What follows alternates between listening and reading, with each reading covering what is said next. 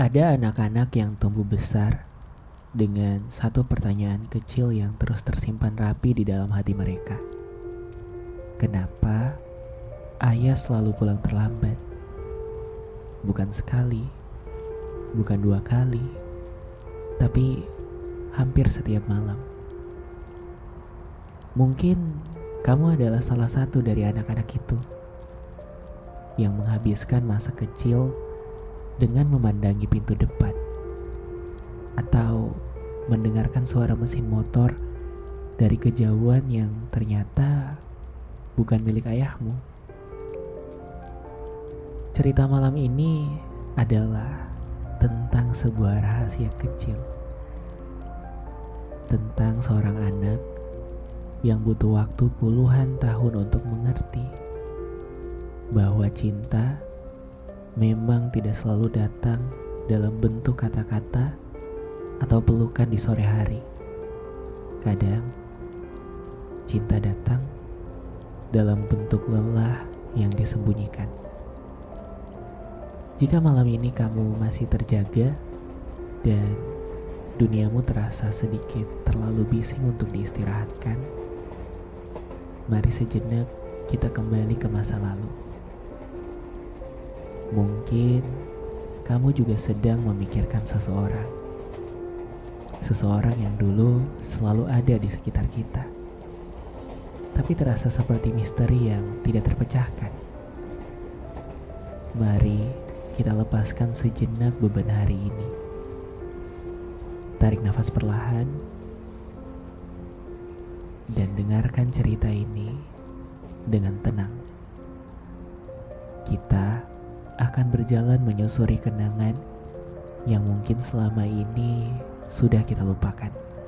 Biarkan suaraku menemani langkahmu masuk ke dalam sebuah rumah kecil di sebuah gang sempit yang selalu tenang saat malam tiba. Bayangkan sebuah rumah dengan cat yang sudah sedikit mengelupas. Di sana ada sebuah teras kecil dengan satu lampu bohlam kuning yang selalu menyala.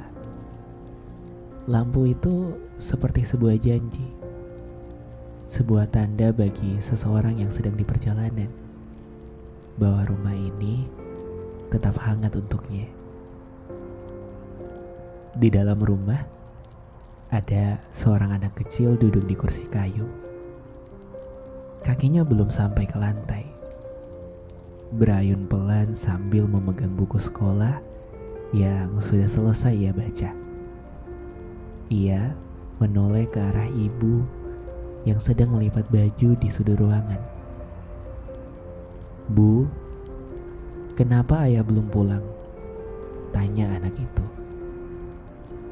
Ibu hanya tersenyum tipis, senyum yang selalu sama setiap malamnya. Beliau mendekat, mengusap kepala anak itu, lalu berkata, "Sabar ya, ayah sebentar lagi sampai. Ayah sedang menjemput rezeki untuk kita. Tapi sebentar lagi milik ibu seringkali berarti berjam-jam kemudian." Hingga akhirnya mata si kecil mulai memberat, hingga buku di tangannya pun terjatuh dan ia tertidur di sofa tanpa pernah sempat mendengar suara kunci pintu yang diputar atau langkah kaki yang berusaha sangat pelan agar tidak membangunkannya. Kenangan itu selalu memiliki bau yang khas. Bagi si anak, kehadiran ayah adalah aroma oli, debu jalanan, dan keringat yang mengering di kemeja kerjanya. Setiap kali ayah akhirnya sampai di rumah, suasana sunyi malam itu pecah oleh suara kunci yang beradu. Pintu terbuka pelan. Ayah masuk dengan langkah kaki yang sangat hati-hati, seolah-olah lantai kayu itu terbuat dari kaca yang mudah pecah. Ia tidak langsung masuk ke kamar. Ia biasanya duduk sebentar di kursi teras, melepas sepatunya yang penuh debu, lalu menghela nafas panjang. Nafas yang terdengar seperti seseorang yang baru saja meletakkan beban satu gunung dari pundaknya. Ibu biasanya sudah menyiapkan segelas air hangat. Tanpa banyak bicara, ayah meminumnya sampai habis. Di saat-saat seperti itulah, si anak terkadang terbangun atau sekadar pura-pura tidur untuk mengintip dari balik pintu kamar. Suatu kali, anak itu memberanikan diri mendekat dan bertanya pelan, "Kenapa ayah kerjanya lama sekali?" Ayah tidak menjawab dengan alasan yang rumit. Beliau hanya tersenyum, mengusap kepala anaknya dengan tangan yang terasa kasar, namun sangat hangat. Lalu berkata, "Besok, kalau kamu bangun, ayah sudah ada di sini." Dan benar, saat pagi datang, ayah memang ada di sana. Meski matanya terlihat masih sangat mengantuk. Tahun-tahun akhirnya berlalu, dan anak kecil itu mulai tumbuh menjadi remaja yang mulai mengenal dunia luar. Di sekolah, ia melihat teman-temannya sering dijemput tepat waktu. Ia mendengar cerita tentang teman-temannya yang bisa makan malam bersama ayah mereka setiap hari. Perlahan, pertanyaan, "Kapan ayah pulang?" berubah menjadi rasa kecewa yang diam. Ia mulai menghitung berapa banyak momen yang terlewat. Acara sekolah yang kosong, makan malam yang hanya berdua dengan ibu, atau hari-hari penting yang hanya dirayakan lewat sebuah kado kecil yang diletakkan ayah di meja saat ia sudah terlelap. Di dalam kepalanya mulai muncul sebuah pikiran yang pahit. Mungkin ayah memang lebih suka bekerja daripada di rumah. Mungkin ayah memang tidak ingin menghabiskan waktu denganku. Setiap kali ia melihat ayah pulang larut malam, ia tidak lagi mengintip dengan rasa penasaran. Ia justru menutup pintu kamarnya lebih rapat. Ada jarak yang mulai terbangun, bukan karena ruang, tapi karena kesunyian yang sudah terlalu lama dipelihara.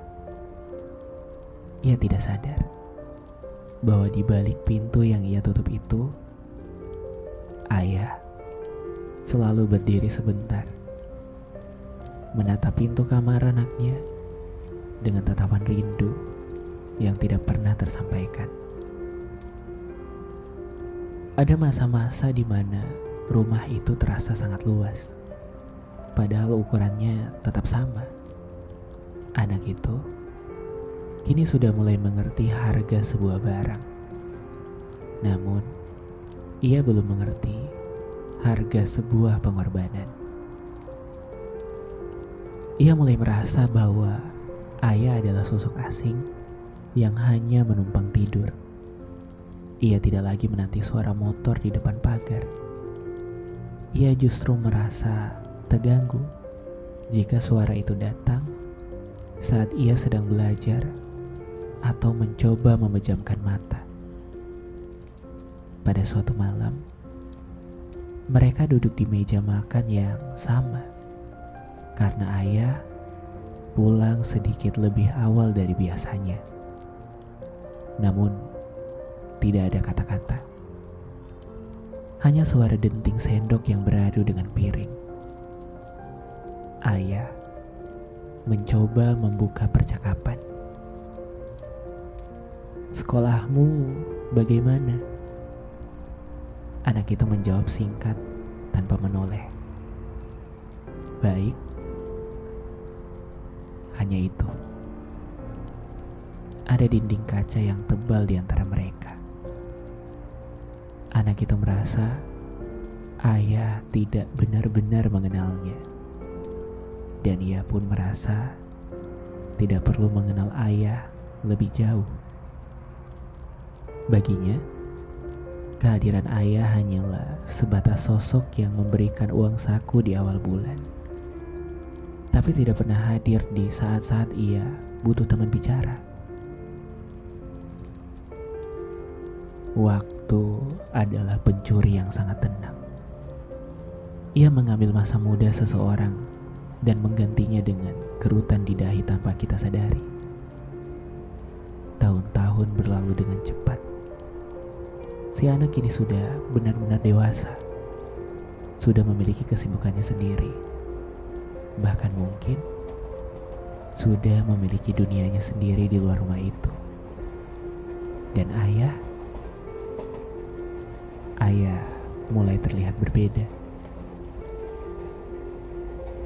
Suara motor yang dulu terdengar gagah saat membelah malam, kini terdengar lebih pelan dan sering batuk-batuk di tengah jalan. Langkah kaki yang dulu terdengar tegas di lantai teras, kini terdengar lebih berat, seperti menyeret beban yang tak terlihat. Rumah itu kini menjadi lebih sunyi dari sebelumnya. Ibu seringkali hanya duduk di ruang tengah, menatap televisi yang tidak benar-benar ia tonton. Suatu hari, sang anak melihat ayah duduk di kursi teras yang sudah mulai rapuh dimakan usia. Ayah sedang memijat kakinya sendiri di bawah temaram lampu kuning yang masih sama seperti 20 tahun lalu. Untuk pertama kalinya, setelah sekian lama, sang anak melihat ada yang berubah. Rambut ayah sudah memutih sepenuhnya. Bahunya sudah tidak setegak dulu. Ada rasa nyeri yang tiba-tiba menusuk di dada sang anak. Sebuah kesadaran yang datang terlambat. Bahwa pahlawan yang dulu ia anggap tidak peduli, ternyata sedang berjuang melawan waktu yang tidak pernah berpihak padanya. Anak itu mulai menyadari hal-hal kecil yang dulu luput dari perhatiannya. Ia melihat jaket kerja ayah yang sudah sangat tipis, tapi tidak pernah diganti.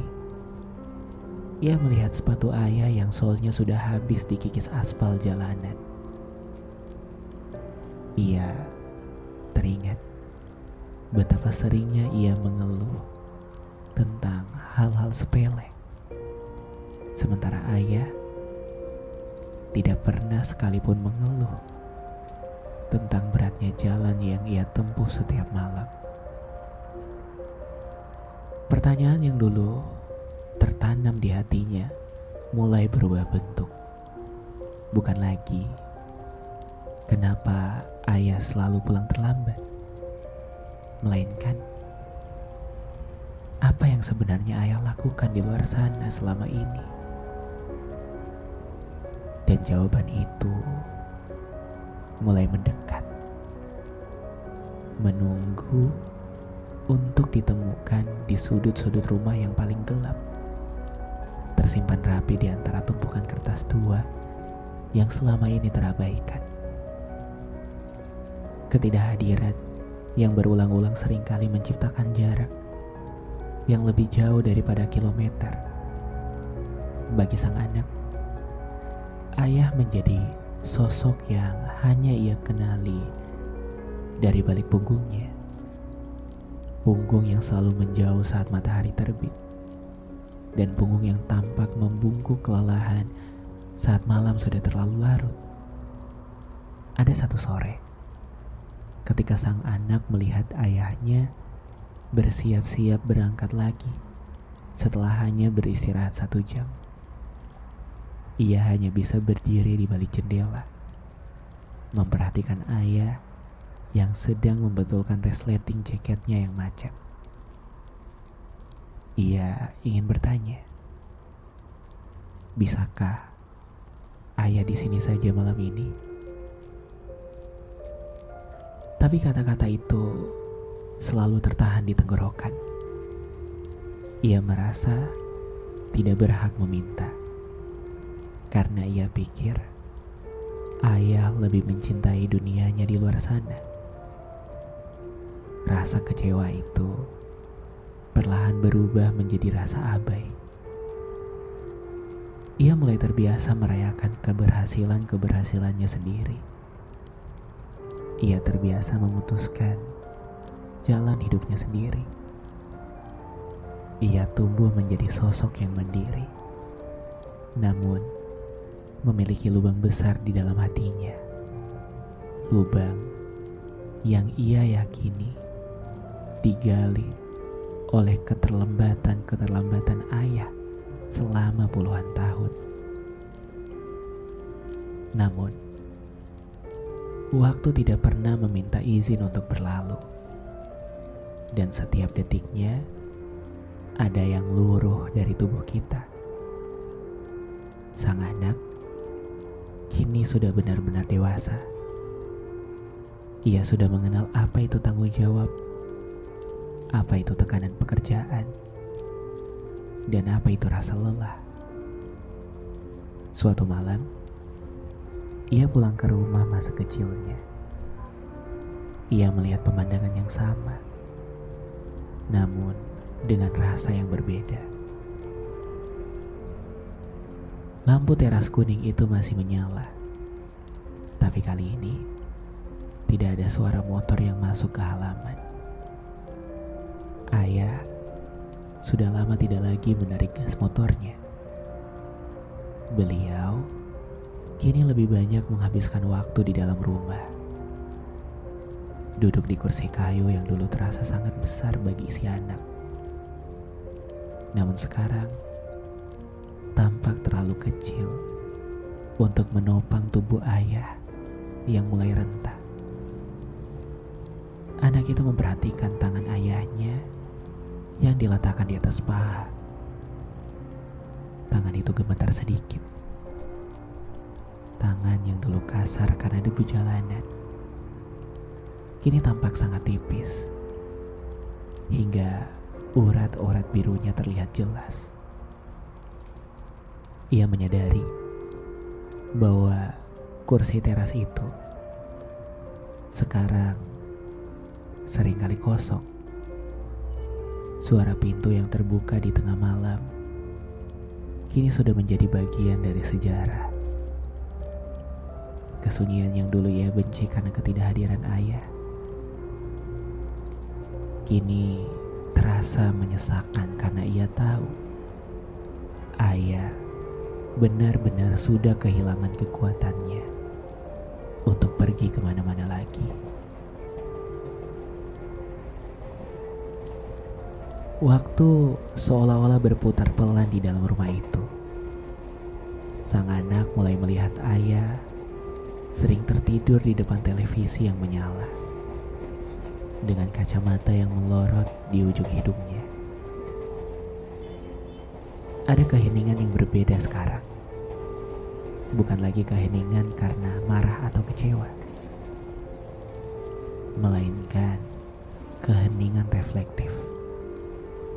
Anak itu mulai bertanya, tahu dalam diamnya, berapa banyak aspal yang sudah ayah lalui demi atap rumah ini.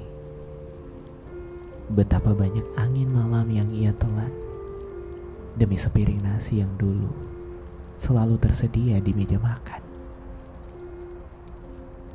Ia menyadari selama ini ia hanya menghitung waktu kepulangan ayah. Ia tidak pernah menghitung berapa banyak waktu yang ayah habiskan untuk memastikan anaknya tidak perlu merasakan kerasnya jalanan yang sama. Lalu, di suatu sore yang mendung, ia melihat sebuah kotak kayu tua di kolong tempat tidur ayah yang sedikit terbuka. Sebuah kotak yang akan menjawab semua pertanyaan yang belum sempat terucap. Kotak kayu itu tidak terkunci. Hanya sebuah kotak tua dengan cat yang sudah memudar, tersimpan di sudut paling gelap di bawah ranjang ayah. Dengan tangan yang sedikit ragu, sang anak menariknya keluar. Di dalamnya tidak ada harta karun yang mewah. Hanya ada tumpukan kertas. Beberapa buku catatan kecil yang sampulnya sudah menguning, dan lembaran kwitansi yang dijepit rapi. Ia mengambil satu buku catatan teratas. Di sana tertulis tanggal-tanggal yang sangat familiar. Tanggal ulang tahunnya, tanggal kenaikan kelasnya, hingga tanggal saat ia masuk perguruan tinggi. Di samping setiap tanggal itu, tertera angka-angka dan catatan kecil dengan tulisan tangan ayah yang miring dan kaku. Lembur di bengkel Pak Haji untuk biaya buku semester depan. Pekerjaan tambahan antar barang malam hari untuk hadiah ulang tahun yang dia minta. Anak itu tertegun. Ia membalik halaman demi halaman. Ia menemukan sebuah rahasia yang selama ini tertutup rapat oleh ego masa mudanya. Ternyata setelah jam kantor usai, ayah tidak langsung pulang. Bukan karena tidak ingin. Ayah pergi ke tempat lain. Ayah mengambil pekerjaan-pekerjaan kecil yang tidak pernah ia ceritakan pada siapapun. Ia menemukan selembar surat kecil yang belum sempat dikirimkan. Atau mungkin memang hanya untuk disimpan sendiri. Di sana tertulis, "Maafkan ayah, karena selalu pulang saat kamu sudah bermimpi. Ayah ingin kamu punya waktu tidur yang lebih nyenyak daripada ayah. Ayah ingin kamu punya sepatu yang tidak perlu ditambal berkali-kali. Ayah ingin jalanmu lebih mulus daripada jalanan yang ayah lalui malam ini." Seketika itu juga, ingatan tentang suara motor yang batuk-batuk di depan pagar, tentang jaket yang tipis, dan tentang nafas lelah di teras rumah. Semuanya berputar kembali seperti film tua. Ternyata, setiap menit keterlambatannya adalah menit-menit yang ia tukar untuk masa depan anaknya. Setiap rasa lelah yang ia telan adalah cara ayah memastikan bahwa beban hidup tidak akan jatuh terlalu keras ke pundak keluarganya. Bukan karena ayah tidak mencintai rumah, justru karena ia begitu mencintai orang-orang di dalamnya. Ia rela menghabiskan lebih banyak waktu di luar agar rumah tetap tegak berdiri. Anak itu menutup kotak kayu tersebut dengan tangan bergetar. Ia menoleh ke arah pintu kamar, di mana ia bisa melihat punggung ayah sedang duduk termenung di ruang tengah. Ia menyadari sesuatu yang sangat dalam. Ada orang yang mencintai kita dengan cara yang paling sunyi.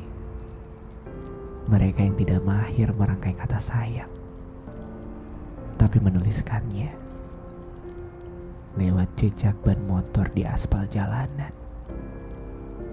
Mereka yang tidak pandai memeluk dengan tangan, tapi memeluk dengan doa dan kerja keras yang tidak pernah putus. Kesadaran itu datang seperti fajar, hangat, namun menyakitkan karena ia sadar betapa banyak waktu yang ia buang untuk merasa kecewa. Padahal ia sedang hidup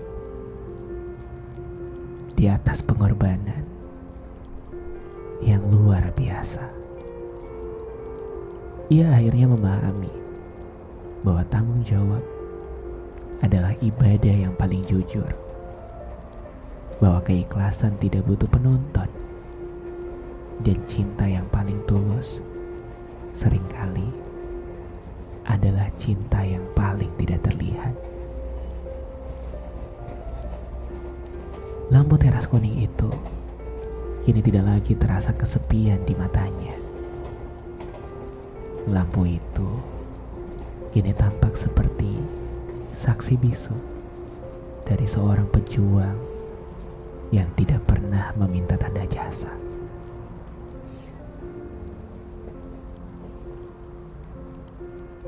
Anak itu melangkah keluar dari kamar, mendekati ayah yang masih duduk tenang di kursi kayu itu. Tidak ada amarah lagi. Tidak ada pertanyaan, kenapa? Yang tersisa hanyalah rasa hormat yang memenuhi rongga dada. Ia duduk di samping ayah, ikut menatap kosong ke arah pintu depan yang dulu begitu ia benci. Kini ia mengerti, pintu itu bukan pembatas yang menjauhkan ayah darinya, tapi adalah gerbang di mana ayah selalu membawa pulang harapan baru setiap malamnya. Ada sebuah kedamaian yang aneh saat kita akhirnya bisa memaafkan masa lalu kita sendiri. Saat kita menyadari bahwa setiap orang punya cara masing-masing untuk menjaga apa yang mereka cintai. Dan bagi ayah, menjaganya adalah dengan cara memberikan seluruh waktunya agar dunia tidak menyakiti keluarganya.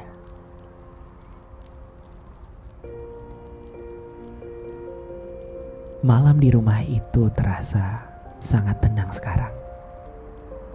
Jauh lebih tenang dari malam-malam sebelumnya. Lampu teras kuning itu masih setia menyala, memendarkan cahaya lembut yang membasuh lantai semen yang dingin. Untuk pertama kalinya, sang anak merasa benar-benar pulang.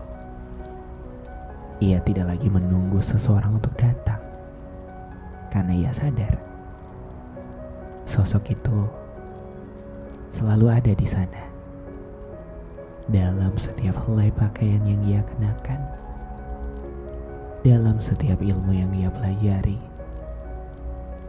dan dalam setiap tarikan nafas yang bisa ia hirup dengan lega tanpa beban.